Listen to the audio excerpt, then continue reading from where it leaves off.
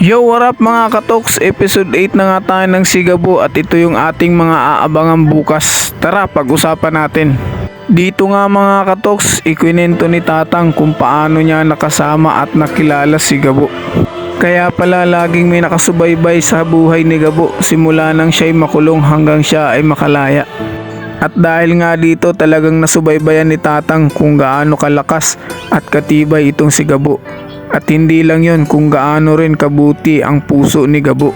At dahil nga dito talagang nagkaroon ng interes si Tatang na gawin itong si Gabo na isang alalay o kundi man tagasugpo ng kasamaan. At sa kabilang banda mga katoks, dito nga ay merong pinaplano rin ang grupo ni Jingo. Talagang desperado itong si Jingo na pabagsakin itong si Gabo. Dahil nga si Gabo na ang naghahari-harian sa ginintoang lupa. At dahil nga dito mga katoks talagang maiging pinagpaplanuhan kung paano pababagsakin itong si Gabo ng grupo ni Jingo. Hanggang dito na lang mga katoks, ito yung aabangan natin bukas sa Sigabo episode 8. Kaya kung hindi ka pa nakapag-subscribe sa ating YouTube channel, please mag-subscribe ka na at i-hit mo yung notification bell para lagi kang updated sa ating mga i-release na video.